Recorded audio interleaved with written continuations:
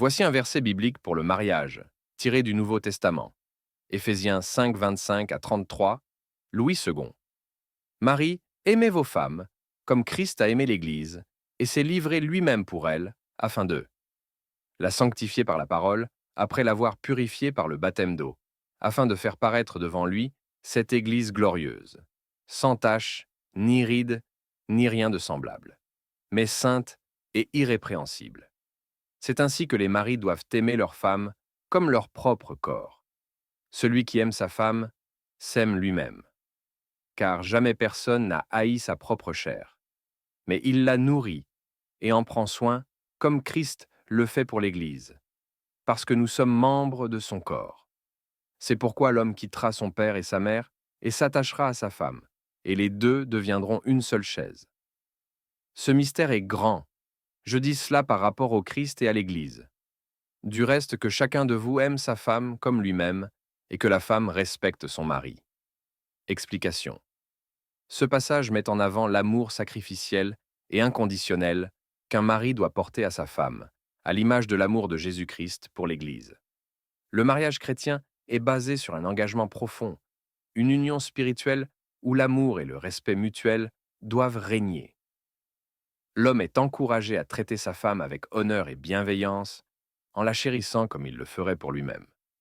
En retour, la femme est appelée à respecter son mari, créant ainsi un équilibre harmonieux dans leur relation. Voici un psaume qui pourrait accompagner le passage d'Éphésiens 5, 25 à 33, en lien avec l'amour, la fidélité et la bénédiction de Dieu sur l'union conjugale. Psaume 127, Louis II. Si l'Éternel ne bâtit la maison, ceux qui la bâtissent travaillent en vain. Si l'Éternel ne garde la ville, celui qui la garde veille en vain.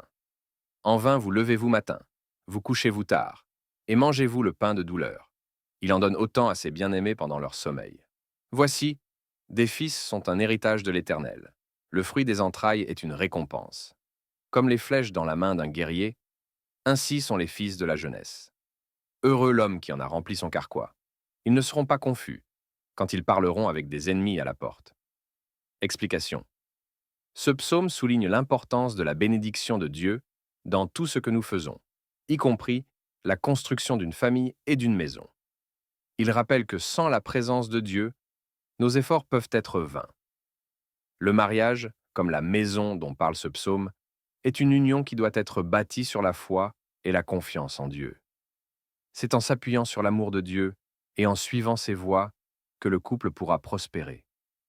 En lien avec Éphésiens 5, 25 à 33, où l'apôtre Paul encourage les maris à aimer leurs épouses comme Christ a aimé l'Église, ce psaume rappelle que toute relation conjugale trouve sa force et sa stabilité dans la bénédiction de Dieu. C'est l'Éternel qui soutient et fait prospérer cette relation, tout comme il veille sur ceux qui travaillent à bâtir leur famille sur une base spirituelle solide.